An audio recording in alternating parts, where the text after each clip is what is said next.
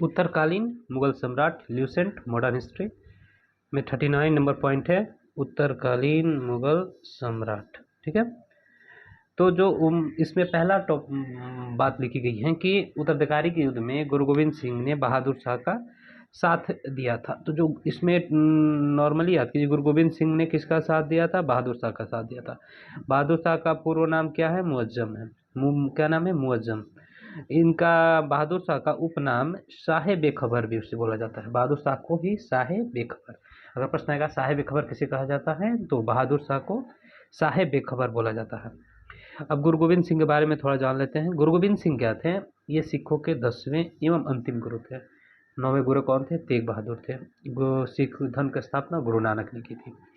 ये extra point है। तो गुरु गोविंद सिंह ने 1699 में, कब? 1699 में बैसाख के दिन खालसा पंथ की स्थापना की थी। किस दिन? बैसाख के दिन खालसा पंथ की स्थापना की थी। गुरु गोविंद सिंह का जन्म 1666 में हुआ था। इनकी माता का नाम एग्जाम में पूछता है, गुजरी। माता का नाम क्या है? गुजरी। और पिता इनके 9वें गुरु जो थे तेग बहादुर, वही इनके पिता थे। इनकी हत्या कब हुई थी? 1708 में नांदेड़ नामक स्थान पर गुरु गोविंद सिंह की हत्या हो गई थी।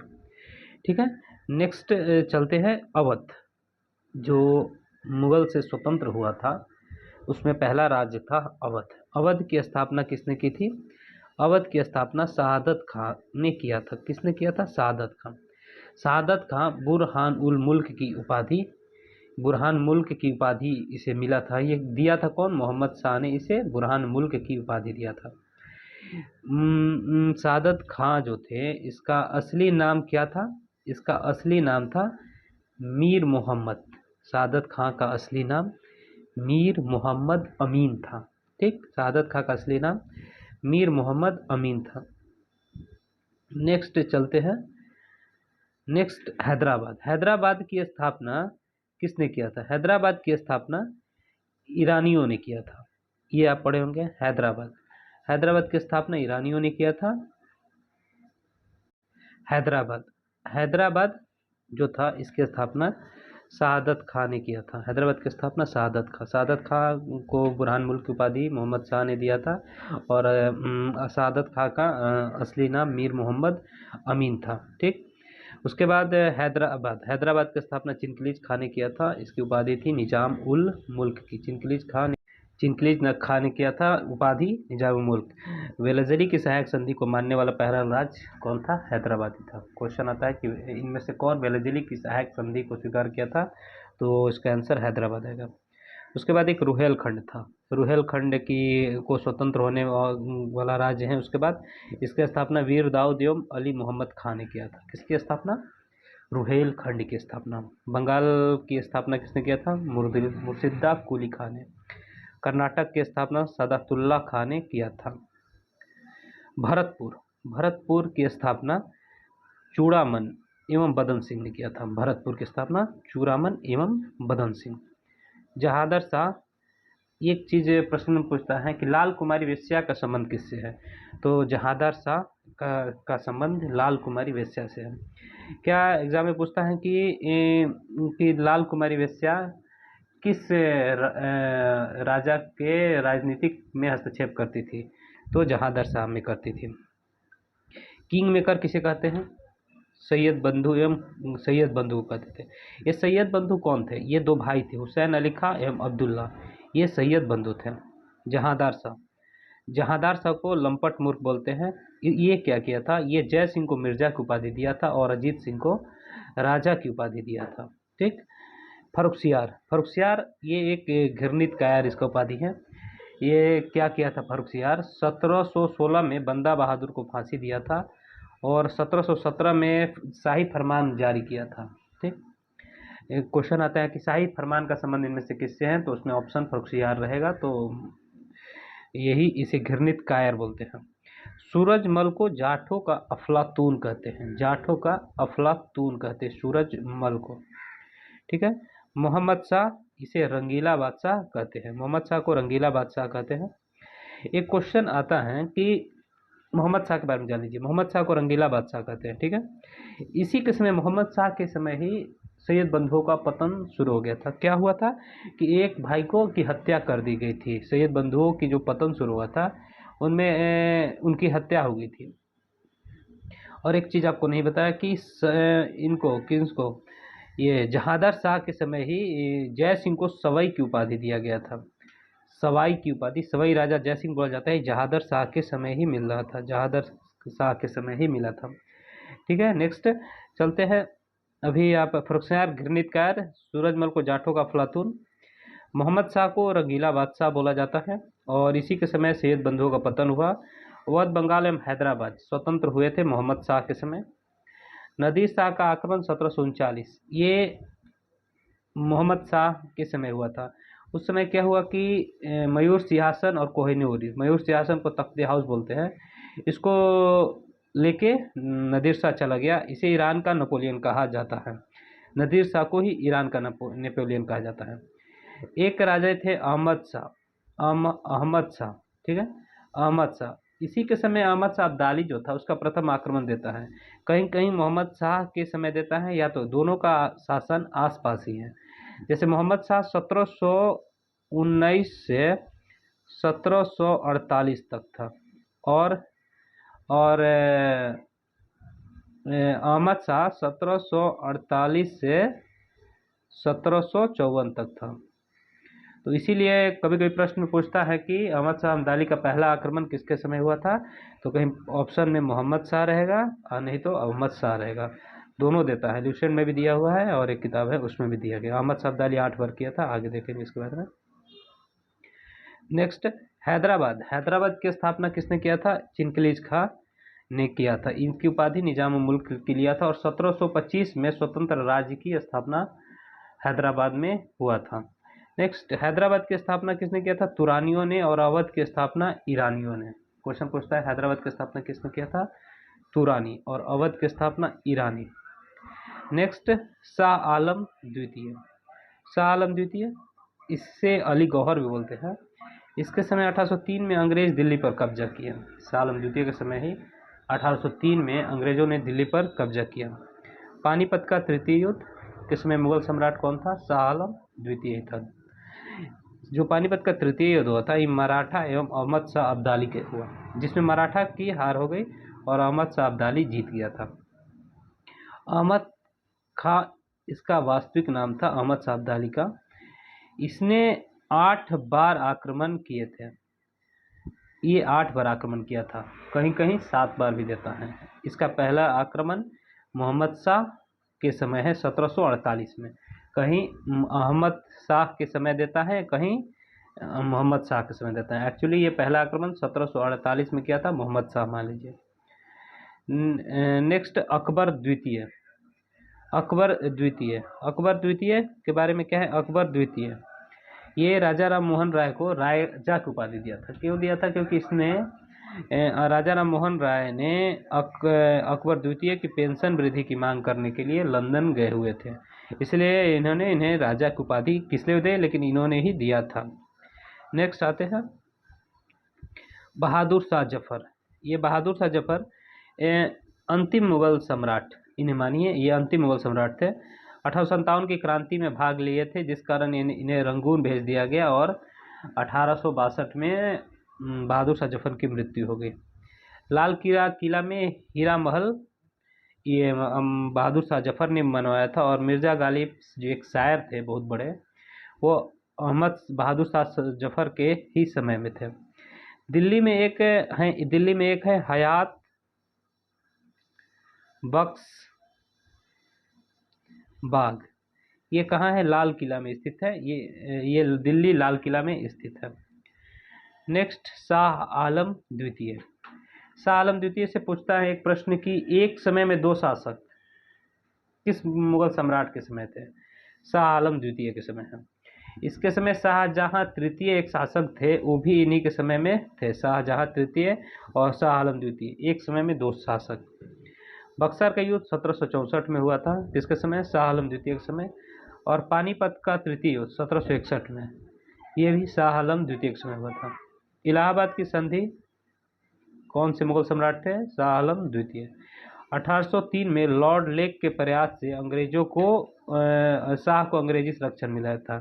क्वेश्चन पहले भी आपको भी कुछ देर पहले बताया कि 1800 बताया नहीं 1803 में क्या हुआ था कि शाह आलम द्वितीय यानी अली गौहर के समय में ही अंग्रेजों ने दिल्ली पर कब्जा किया। उसमें लॉर्ड लेक था, वही इनको संरक्षण दिया था, अंग्रेज ने दिल्ली पर कब्जा कर लिया था।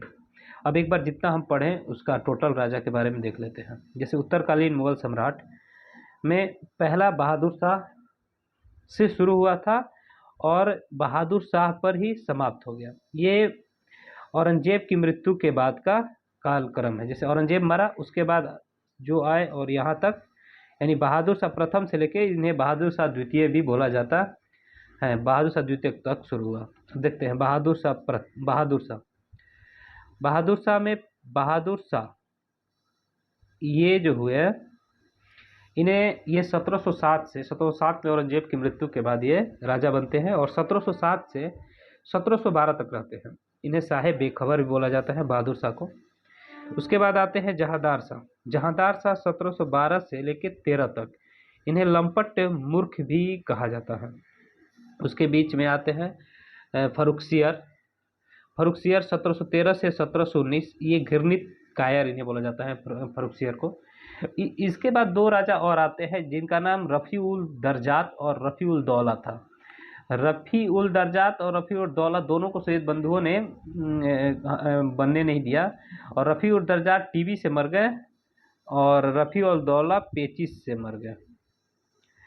उनके बाद आता है मोहम्मद शाह 1719 से 1748। ये रंगीला बादशाह इन्हें बोला जाता है। उनके बाद आते हैं अहमद शाह 1748 से 1754। उनके बाद आते हैं आलमगीर 1754 से 1759, यानी 1757 की पलासी की लड़ाई इन्हीं के समय हुआ था, आलमगीर द्वितीय के समय। उसके बाद शाह आलम द्वितीय है। शाह आलम जो द्वितीय है वो 1759 से 1806 तक, यानी इन्हीं के समय 1803 पर इन्हीं शाह आलम द्वितीय को अली गौहर बोलता है और 1803 में अंग्रेजों ने दिल्ली पर कब्जा किया और लॉर्ड लेक ने इन्हें संरक्षण दिया था। उसके बाद अकबर द्वितीय 1806 से 1837। अकबर द्वितीय ने ही राजा राम मोहन राय को राजा की उपाधि दिया था। और सबसे लास्ट है बहादुर शाह जफर जो 1837 से 1857 थे और 1857 की क्रांति में भाग लेने के कारण इन्हें रंगून भेज दिया गया, जहां इनकी मृत्यु 1862 में हो गई।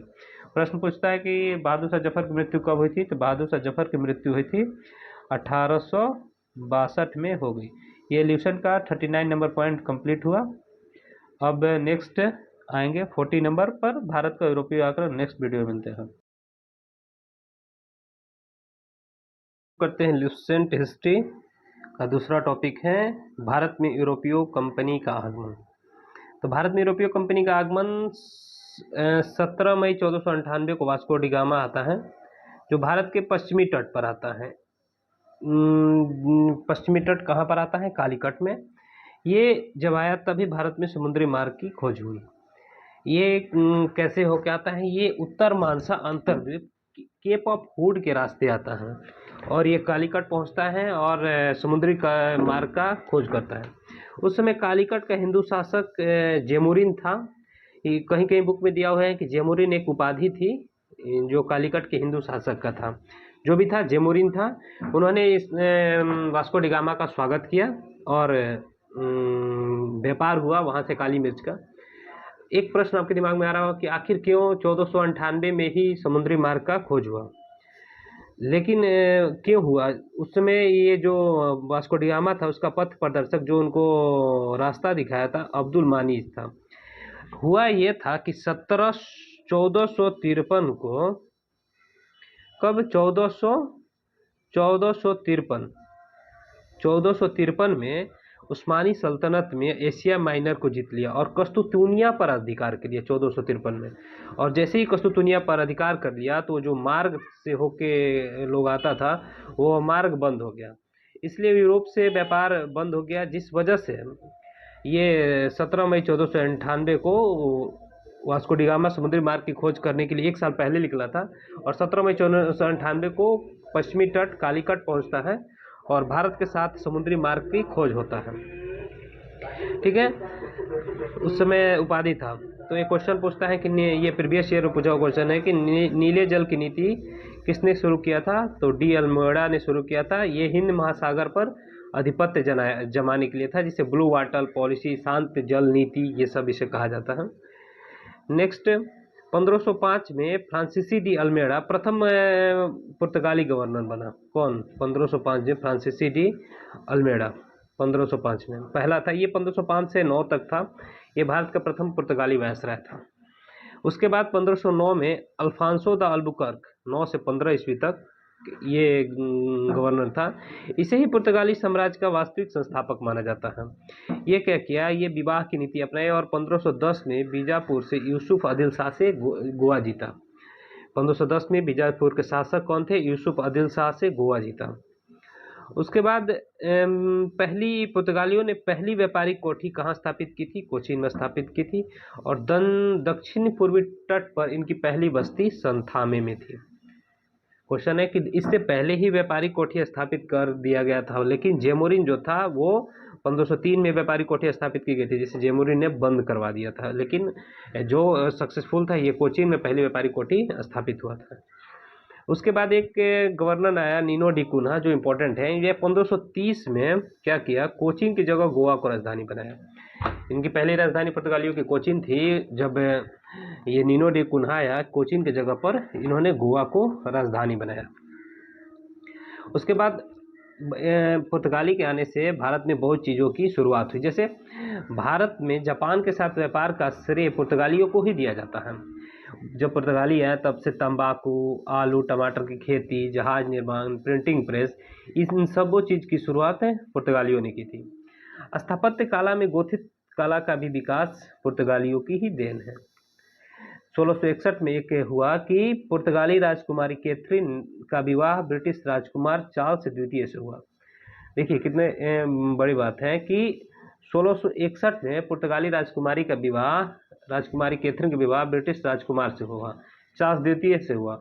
और इन्होंने बम्बई को दहेज में दे दिया, बम्बई दहेज में दे दिया। उसके बाद ब्रिटिश ईस्ट इंडिया कंपनी ने बम्बई पुर्तगालियों से लिया, यही पुर्तगाली दहेज में दे दिए थे। वहाँ से राजा से ये ले लिए होके बम्बई चला गया अंग्रेजों के बाद। उसके बाद एक दो चीज़ है आपको मिलेगा हिस्ट्री में, आपको ये इल्यूशन में नहीं मिलेगा, इंपॉर्टेंट है। एस्तांडो द इंडिया, ये कंपनी थी जो पूर्व के साथ व्यापार करती थी, एस्तांडो द इंडिया। और एक काटेजा पद्धति थी। काटेजा पद्धति इतनी बड़ी पद्धति थी कि ये एक लाइसेंस था जो हिंद महासागर में जो व्यापार होता था, वो अगर आपको हिंद महासागर से नाव, मान लीजिए 2 नाव, आपका 10 नाव है, इस पर सब सामान लदा हुआ है और आपको ले जाना है कहीं व्यापार के लिए, तो आपको इस कंपनी से लाइसेंस लेना पड़ेगा। तब इनके 2 जहाज या 4 जहाज एक पद्धति के अनुसार जाएंगे और आपके सामान को लूटा नहीं जाएगा। अगर आप ये लाइसेंस नहीं लेते थे तो पुर्तगालियों का इतना आधिपत्य था कि वो आपके सामान को लूट लेते थे। इस पद्धति का उपयोग यहाँ तक कि उस समय अकबर ने भी करना पड़ा था, इतने इनके वर्चस्व थे। अब देखते हैं पुर्तगालियों से संबंधित प्रीवियस ईयर क्वेश्चन जो पूछे जा चुके हैं, जो आने वाले एग्जाम में आने की संभावना है। आप देखिए कितना हल करते हैं। पहला है वास्को डी गामा कालीकट आया। क्वेश्चन आ सकता है वास्को डी गामा भारत है। कब आया था वास्को डी गामा? 1498 में आया था। ठीक है, आपका सही आंसर होगा। नेक्स्ट देखते हैं, मध्यकाल में सर्वप्रथम भारत के साथ व्यापार स्थापित करने वाले कौन थे? मध्यकाल में सर्वप्रथम भारत के साथ व्यापार स्थापित करने वाले कौन थे? पुर्तगाली थे। पुर्तगाली उपनिवेश का प्रथम वायसराय भारत में कौन था? पहला वायसराय था अल्मेड़ा। और वास्तविक संस्थापक अल्फांसो द अल्बुकर्क, ये दूसरा था। वास्को डी गामा कालीकट में स्वागत किया, कौन किया था? वहाँ का राजा जमोरिन किया था। ठीक है। उसके बाद भारत में पुर्तगाली शक्ति का वास्तविक संस्थापक अल्बुकर्क, अल्फांसो द अल्बुकर्क। पुर्तगालियों ने भारत में प्रथम दुर्ग स्थापित किया। पुर्तगालियों ने भारत में प्रथम दुर्ग कहाँ स्थापित किया था? कोचीन में। आपको बताया है पहले ही, देखिए पूरा क्वेश्चन उसी से है। भारत में प्रथम समुद्री व्यापारिक केंद्र स्थापित किया। भारत में प्रथम समुद्री व्यापारिक केंद्र किसने स्थापित किया था? पुर्तगाली ने किया था। हुगली को बंगाल की खाड़ी में समुद्री लूटपाट के लिए किसने अड्डा बनाया? बताइए, हुगली जो था वो समुद्री लूटपाट का अड्डा था, उसे किसने बनाया था? इसे भी पुर्तगालियों ने ही बनाया था। अब नेक्स्ट वीडियो में मिलते हैं डच के साथ और आगे देखते हैं। पुर्तगाली के बाद डच हैं। डच जो पुर्तगाली के बाद आए थे। उसके बाद डच को वास्तव में हाईलैंड इन्हें बोला जाता था, जिनका वर्तमान क्षेत्र नीदरलैंड, डच जो है अभी वर्तमान में नीदरलैंड है। तो 1596 में कार्नोलियस डी हाउटमैन ये पूर्वी तट सुमात्रा पहुंचा। कौन से तट पाया था? पूर्वी तट। पुर्तगाल किस तट पाए थे? ये पुर्तगाल पश्चिमी तट पाए थे। और डच आए थे किस तट पर? पूर्वी तट पर। कहाँ? सुमात्रा। 1602 में डच कंपनी की स्थापना हुई थी, जिसका नाम बीओसी, इसे याद रखिए। इतना बड़ा वेरेदांगो ऑस्टो इंडीज कंपनी जिसका नाम था, कितने में हुआ था? 1602 में हुई थी। पहली फैक्ट्री इन लोगों की 1605 में पूर्वी तट मछलीपट्टनम में बनी थी। 1602 में इनकी पहली कंपनी बनी थी बीओसी, और 1594 में कर्नलिस डी हाउटमैन, याद रखिए हाउटमैन आया था पूर्वी तट पर। 1605 में पहली फैक्ट्री बनी थी। 1602 में पहला कंपनी बनी थी, डच कंपनी बनी थी। इनका पूर्वी तट पर पहली फैक्ट्री कहाँ बनी थी? पूर्वी तट मछलीपट्टनम में बनी थी, और इनका मुख्यालय था नेगापट्टनम। तो पूर्वी तट मछलीपट्टनम में इनकी पहली फैक्ट्री थी, और नेगापट्टनम इनका डच का मुख्यालय था। अगर प्रश्न पूछता है कि डचों का मुख्यालय कहाँ था, तो नेगापट्टनम में था। डच के नाम से बहुत सारे योगदान माने जाते हैं, जैसे भारत में वस्त्र को निर्यात की वस्तु बनाने का श्रेय डच को जाता है। मसाला उसाला का व्यापार करते थे ये पुर्तगाली, लेकिन कपड़ा को अगर निर्यात का वस्तु बनाया था तो डचों ने बनाया था। ये एक हिसाब से सरकारी कंपनी थी, औद्योगिक वेतनभोगी रखे। सरकारी मानी या तो भारत में पहली बार औद्योगिक वेतनभोगी किन्होंने रखा था? तो डचों ने रखा था। तो इनका पतन कब हुआ था? 1759 में बेदरा के युद्ध में। 1759 में बेदरा हुआ था, और 1760 में बांडीवास हुआ था। 1764 में पलासी हुआ था। एक दूसरे से रिलेट करके अगर आप पढ़ने की कोशिश करिएगा तो समझ में आएगा। वतन बेदरा के युद्ध में हुआ था। 1767 में अंग्रेज एवं डच के बीच हुआ था बेदरा का युद्ध। उसके बाद इनके स्वर्ण सिक्के को पैगोडा कहा जाता था। प्रश्न बहुत बार पूछा जा चुका है कि इनके स्वर्ण सिक्के को पैगोडा, किनके स्वर्ण सिक्के को बोला जाता है? तो डचों के जो स्वर्ण सिक्के थे, सोने के सिक्के, उसी को पैगोडा बोला जाता है। अब आगे देखते हैं ब्रिटिश ईस्ट इंडिया कंपनी के बारे में देखेंगे। ब्रिटिश ईस्ट इंडिया कंपनी 31 दिसंबर 1600 एलिजाबेथ प्रथम 15 साल के लिए पूर्वी देशों के व्यापार पर अधिकार लेती है। ठीक है, ये कितने साल के लिए एलिजाबेथ प्रथम लेती है? 15 साल के लिए।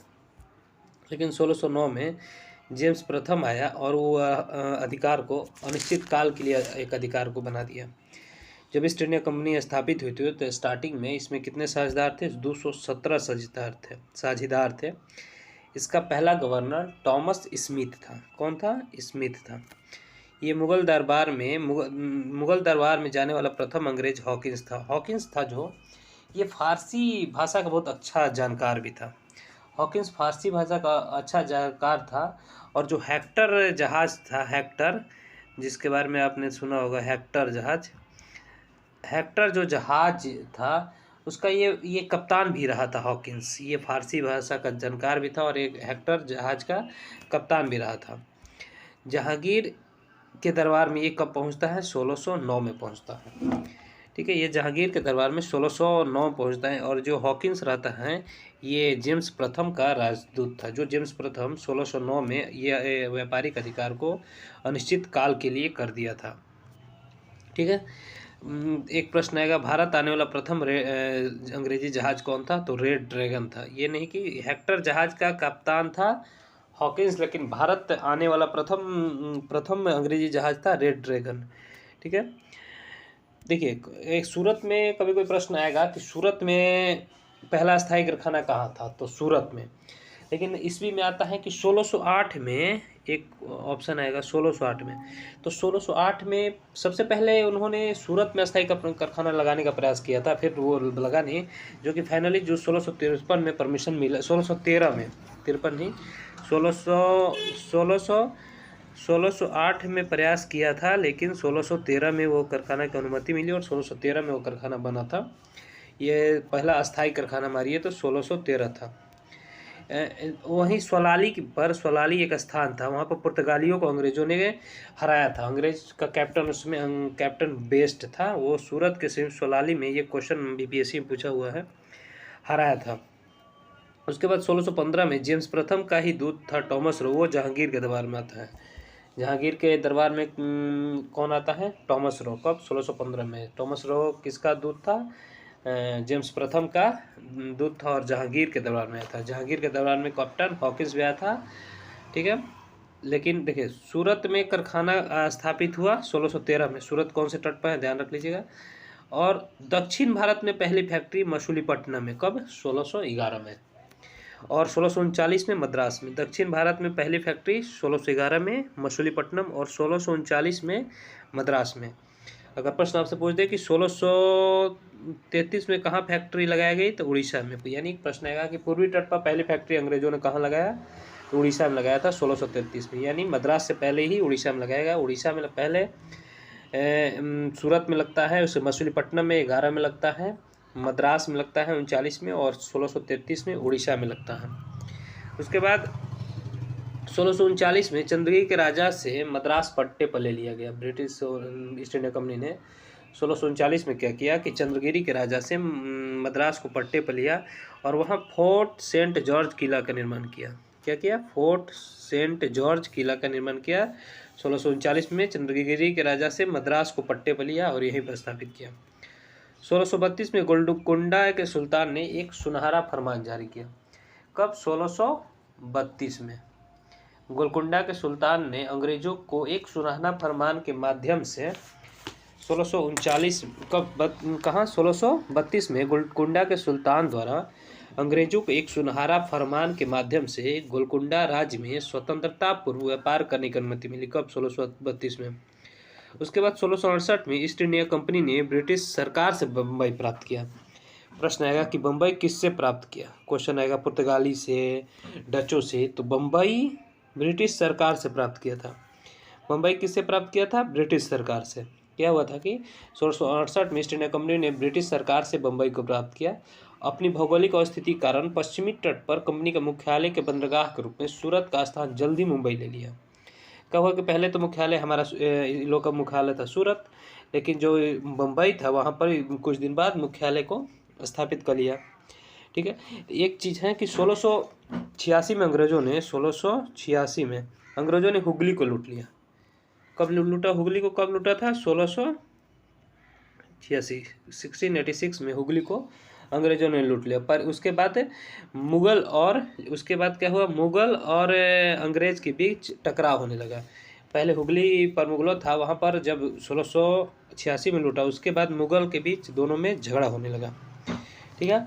उसके बाद 1691 में एक शाही फरमान जारी होता है। उसमें एक रकम, मतलब एक बार पैसा दे दो और उसके बदले बंगाल की सीमा पर व्यापार करने की छूट मिला। कब हुआ शाही फरमान? 1691 में एक शाही फरमान जारी हुआ, जिसमें एक बार, जैसे नहीं होता है कि हम 10-10 रुपया हर महीना देते हैं, नहीं, एक ही बार 100 रुपये दे दो और 5 साल तक व्यापार करो। उस हिसाब से बंगाल में व्यापार करने के लिए शाही फरमान जारी हुआ था 1691 में। और 1668 में हो गया ये। और जॉब चौरनक कलकत्ता के स्थापना किया। क्या हुआ था? 1698 में हुआ था कि अजीमुन शाह द्वारा कलकत्ता को सुल्तानती, कलिकत्ता और गोविंदपुरी के 3 गांव की जमींदारें मिल गई। 3 गांव के जमींदार मिला, 3 गो गांव जो मिला उसे मिला के जॉब चौरनक ने कलकत्ता की नींव रखी। कौन रखा? जॉब चौरनक।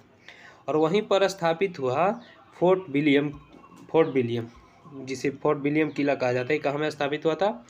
और इसके प्रथम प्रेसिडेंट हुए चार्ल्स अय्यर।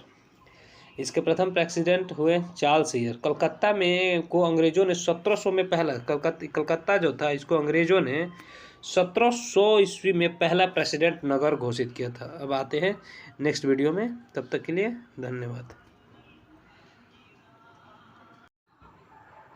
हाँ, शुरू करते हैं। अब आज देखेंगे भारत में यूरोपीय कंपनी के आगमन का लास्ट शुरू होता है कि फ्रांसीसी जो थे, भारत में फ्रांसीसी की प्रथम कोठी जो था वो प्रथम कोठी वो सूरत में 1668 में स्थापित हुआ था। कब सूरत में प्रथम व्यापारिक कोठी सूरत में स्थापित हुआ था? कब? 1668 में। और जब सूरत में स्थापित हुआ तो इस जो किसने किया था?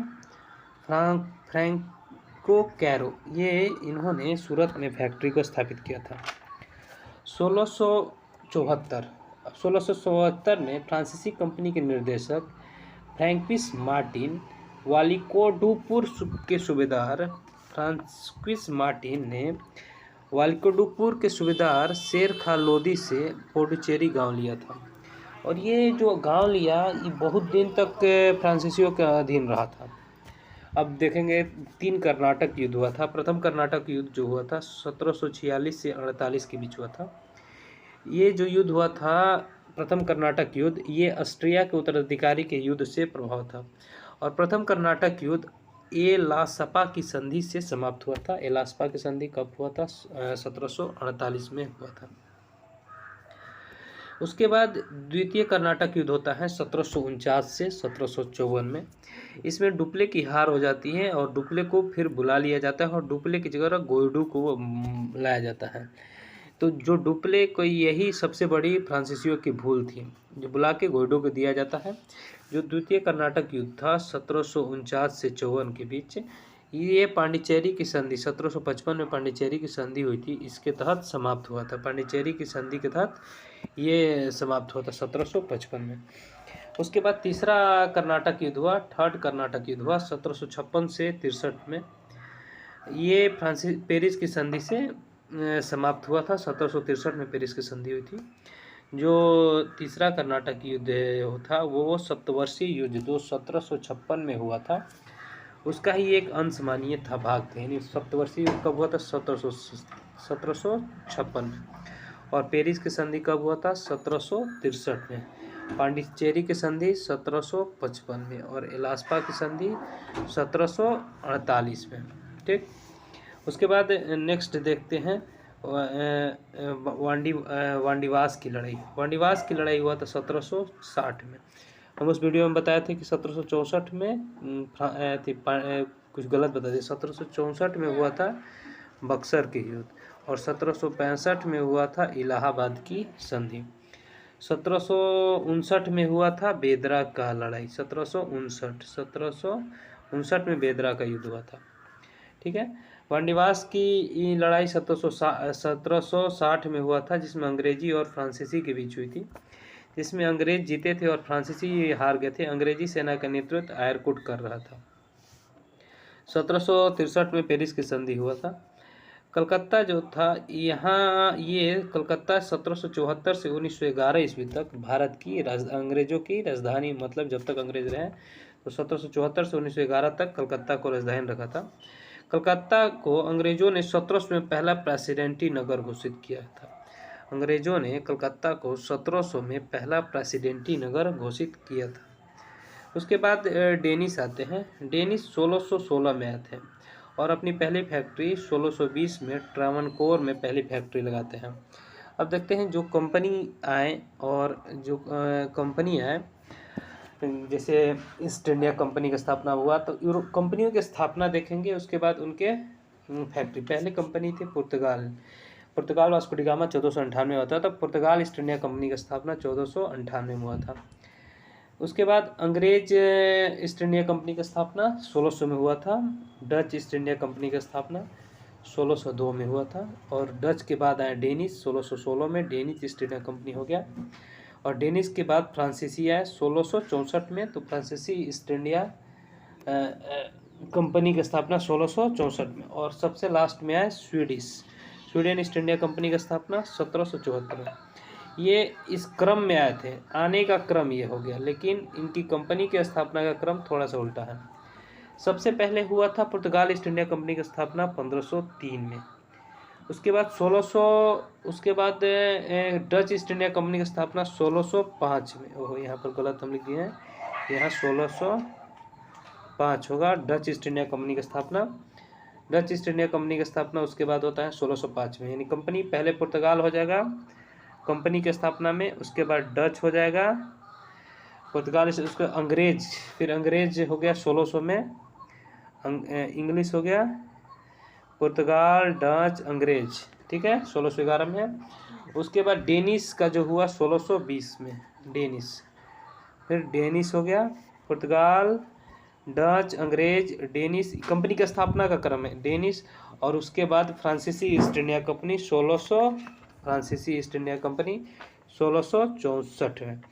यानी कंपनी की स्थापना का क्रम है, पहले पुर्तगाल ईस्ट इंडिया कंपनी, कंपनी की स्थापना हुआ ये, और ये फैक्ट्री बना, फैक्ट्री का स्थापना हुआ था, यानी फैक्ट्री ये हो गया और ये कंपनी हो गया।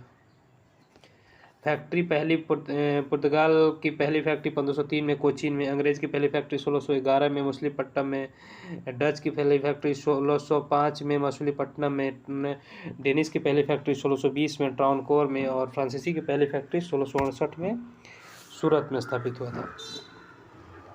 अब कुछ ऑब्जेक्टिव टाइप के क्वेश्चन देखते हैं। भारत आने वाला प्रथम पुर्तगाली कौन हुआ? भारत आने वाला प्रथम पुर्तगाली यात्री वास्को डी गामा 1498 में। दूसरा यात्री कौन था? कैम्ब्राल था। और प्रथम फ्रांसीसी वायसराय कौन था? अल्मेडा था। प्रथम अंग्रेज दूत जिन्हें सम्राट जहांगीर से भेंट किया था, किसने किया था? कैप्टन हॉकिंस ने जहांगीर से भेंट किया था। बम्बई का संस्थापक कौन था? गेराल्ड ऑगनियार था। कलकत्ता का संस्थापक जॉब चॉर्नॉक था। फोर्ट विलियम कलकत्ता के प्रथम प्रेसिडेंट कौन थे? चार्ल्स अय्यर थे। कलकत्ता के प्रथम प्रेसिडेंट चार्ल्स अय्यर, और कलकत्ता का संस्थापक जॉब चॉर्नॉक था।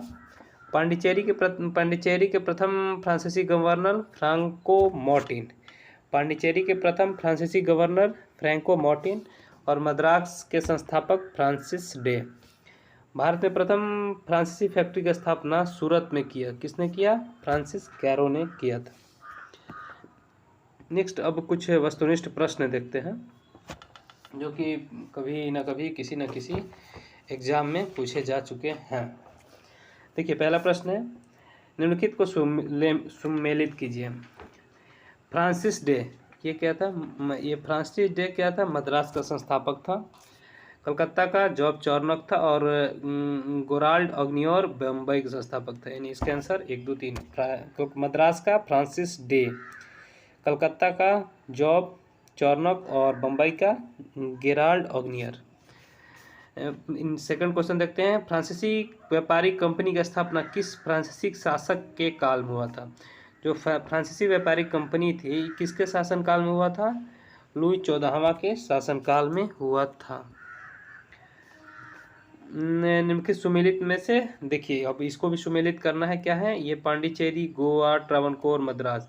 यानी पांडिचेरी, यहाँ पांडिचेरी फ्रेंच, यानी पहला का दो, पांडिचेरी फ्रेंच, गोवा पुर्तगाल, ट्रावनकोर डेनिश, और मद्रास डच। क्या है ये? कंपनी कैसे कैसे हुआ था, इससे क्वेश्चन हमेशा आते हैं। आने का क्रम और कंपनी का स्थापना का क्रम हमेशा पूछता है। नेक्स्ट है, किस मुगल सम्राट के काल में इस इंग्लिश ईस्ट इंडिया कंपनी ने सर्वप्रथम कारखाना स्थापित किया था? जहांगीर के। लेकिन जो लेटर लेके आया था वो अकबर के नाम से था, क्योंकि जब वहाँ पर 1600 में हुआ था तब अकबर का शासनकाल था। निम्नलिखित में यूरोपीय व्यापारिक कंपनियों में से किसने सूरत में सर्वप्रथम कारखाना स्थापित किया? सूरत में सर्वप्रथम कारखाना स्थापित किया था अंग्रेज ने। किस गवर्नर के कार्यकाल में ईस्ट इंडिया कंपनी ने शाह आलम द्वितीय द्वारा बंगाल, बिहार और उड़ीसा की दीवानी का अधिकार दिया? Lord Clive. किस मतलब कि कौन से गवर्नर था जिसका कार्यकाल में ईस्ट इंडिया कंपनी जो था उस शाह आलम द्वितीय के बंगाल, बिहार और उड़ीसा का दीवानी दिया था? केकर कार्यकाल में? क्लाइव के, लॉर्ड क्लाइव के। निम्नलिखित में किस अंग्रेज अधिकारी ने पुर्तगाली को स्वलाली पर हराया था? ये क्वेश्चन बताया था ना, थॉमस बेस्ट ने पुर्तगाली को स्वलाली में हराया था। नेक्स्ट, वास्को डिगामा कहाँ का था? पुर्तगाल का था, ये तो सही है। कोलंबस कहाँ का था?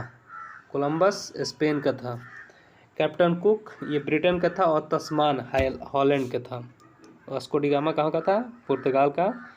कोलंबस स्पेन का, कैप्टन कुक ब्रिटेन का और तस्मान हॉलैंड का था। बंगाल में निम्नलिखित में किसका कारखाना डचों ने स्थापित किया? डचों ने बंगाल में कहाँ कारखाना स्थापित किया था? चिनसूरा में। डचों ने कहाँ पर स्थापित किया था? चिनसूरा में। कर्नाटक युद्ध किसके किस? अंग्रेज और फ्रांसीसी के युद्ध। कर्नाटक युद्ध किसके किसके बीच हुआ था? अंग्रेज और फ्रांसीसी। सर्वप्रथम मध्यकाल में व्यापार किसके साथ हुआ था? ये पहले ही बताए थे, पुर्तगाल के साथ। क्या क्वेश्चन है कि मध्यकाल में सर्वप्रथम भारत से व्यापार संबंध स्थापित करने वाला कौन था? पुर्तगाल था। बहुत बार पूछा जा चुका है। निम्नलिखित पर विचार कीजिए, इनमें से कोई नहीं इसका आंसर था। पढ़ते हैं।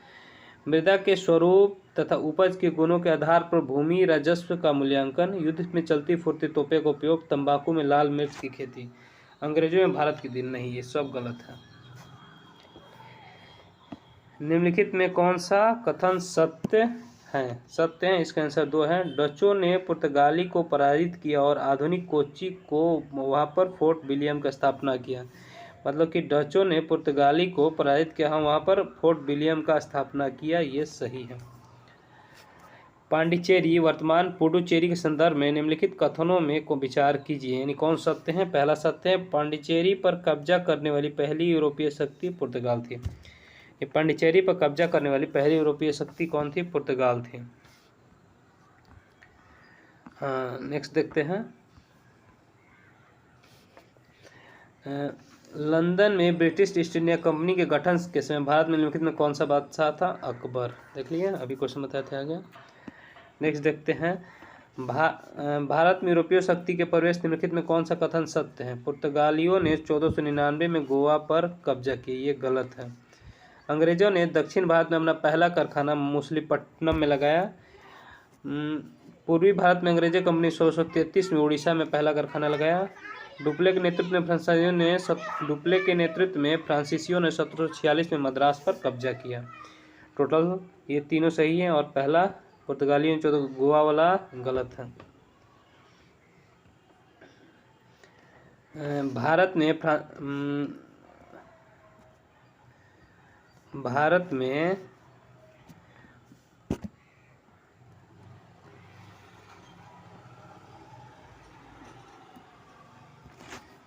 में फ्रांसीसी ने अपना पहला कारखाना निम्न में किस स्थान पर लगाया था? सूरत में लगाया था। कहाँ लगाया था? सूरत में।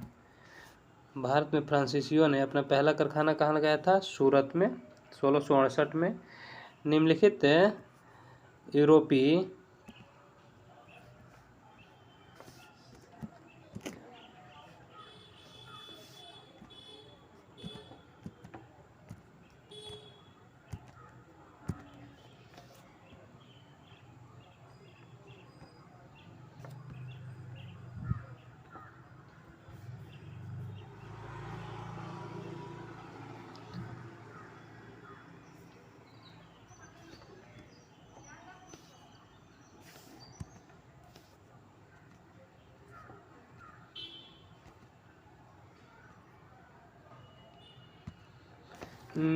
यूरोपीय शक्तियों में भारत में व्यापार के समय पर प्रवेश किया।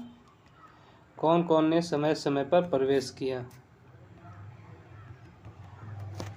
देखिए, नंबर क्वेश्चन है, कौन समय समय पर प्रवेश किया?